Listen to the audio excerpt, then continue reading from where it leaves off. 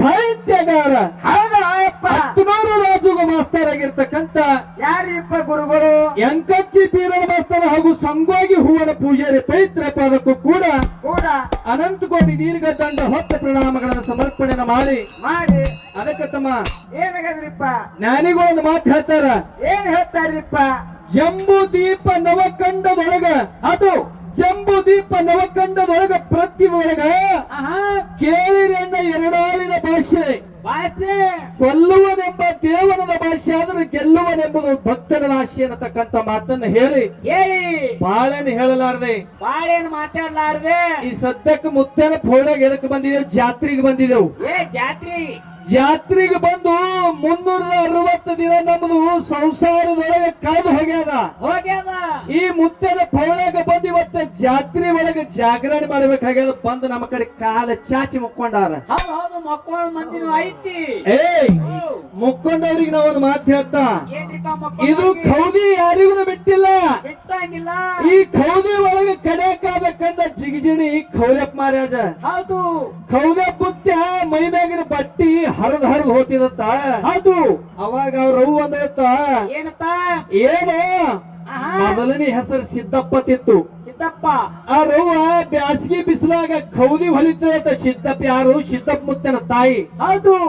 ಅವಾಗ ಮೈ ಮ್ಯಾಗಿನ ಬಟ್ಟಿ ಹರಿದು ಬಿಕ್ಕಾಟನ್ಯಾಗ ಏನೋ ಸಿದ್ದಪ್ಪ ಮೈ ಮ್ಯಾಗಿನ ಬಟ್ಟಿ ಎಲ್ಲ ಹರಿದು ಕಟ್ಕತ್ತಿದ್ರಿ ಯಾಕೆ ಹೋತಂತ ಏನೈತಿಪ್ಪ ಮುಂದ ಆ ಖೌದಿ ಹೊಲಕೊತ್ತಿ ಅವ್ರ ತಾಯಿ ಆ ಖೌದಿ ಅವನ ಮ್ಯಾಗ ಜಾರಿಸಿ ಹೋಗಡ್ದತ್ತ. ಹೌದು. ಆ ಖೌದೆ ಪುತ್ತಿ ಅನ್ನತ್ತ ಖೌದಿ ಬಂದು ನಿಂತು ಮೈ ಮ್ಯಾಗ ಬೆತ್ತತ್ತ. ಏ ಮಗನ ಖೌದಿ, ಇಡೀ ಜೀವನ ಇರೋ ತನಕ ಈ ಖೌದಿ ನನ್ನ ಮ್ಯಾಲ ಇರಂಗಿದ್ರೆ ನನಗ ಮುಟ್ಟು ನಾನು ಬೆನ್ನ ಹತ್ತು ಮತ್ ನಡಬರ್ಕ ಕೈ ಬಿಡಂಗಿದ್ರ ನನ್ನ ಬೆನ್ನೆ ಹತ್ತಲಕ್ ಹೋಗಬೇಡ ಅಂದಿದತ್ತ. ಅದಕ್ಕ ಅಂತ ಕೌದಿ ಯಾರಿಗೂ ಬಿಟ್ಟಿಲ್ಲ. ಅದಕ್ಕೆ ಬಾಳೇನ್ ಹೇಳಲಾರ್ದೆ ಇದೇ ಪುಂಡಪ್ ಮುತ್ತೇರದು. ಹೌದು.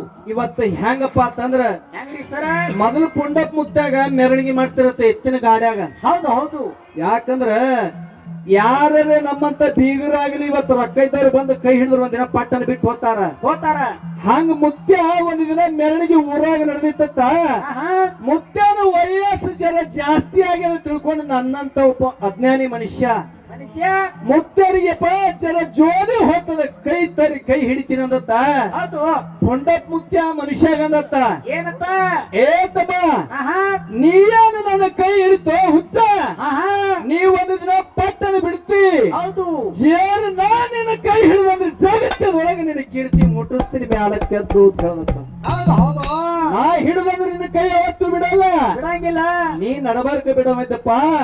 ಹಂಗ ಯಾವತ್ತು ಸತ್ಯ ಸಿದ್ಧರಿಗಾಗ್ಲಿ ಶರಣರಿಗಾಗ್ಲಿ ನಿಂದೇದ ಮಾತನಾಡ್ಲಾರ್ದೆ ನನ್ನ ಎರಡು ಮಾತುಗಳನ್ನ ಮುಗಿಸಿ ನಮಗ್ ಇಲ್ಲಿ ತನಕ ನಮ್ಮ ಹತ್ನೂರು ರಾಜು ಮಾಸ್ತಾರ ಇಲ್ಲಿ ತನಕ ಬಂದನ ತಿಳ್ಕೊಂಡು ಬೀರಣ್ಣ ಮಾಸ್ತರ ಅತಿ ಸ್ನೇಹಿತರಾಗಿರ್ತಕ್ಕಂತ ಇದೇ ನಮ್ಮ ಗ್ವಾಳಸರ ರವಿ ಮಾಸ್ತರ ಮಾತಿನ ಮುಕ್ತ ಅನಿಸಿಕೊಂಡಿರ್ತಕ್ಕಂತ ಹತ್ನೂರು ರಾಜು ಮಾಸ್ತರ್ ಇಲ್ಲಿ ತನಕ ಬಂದನ ತಿಳ್ಕೊಂಡು ಕಾಮಿಡಿ ಕಿಂಗ ನಮ್ಮ ಮೇಲಾಗಿ ಸಿಂದಗಿ ಮಾಡೋಣ ಬ್ಯಾಳಿಗೆ ಯಾವತ್ತು ಹೋಗ್ತಕ್ಕಂತ ಮಾಸ್ತರ್ ಅವರು ಹತ್ತನೂರು ರಾಜುಗ್ ಒಂದು ಪುಸ್ತಕ ಮಾಲೆ ಹಾಕಿ 101 ರೂಪಾಯಿ ಕಲಾಕಾಯಿ ಕೊಟ್ಟಾರ.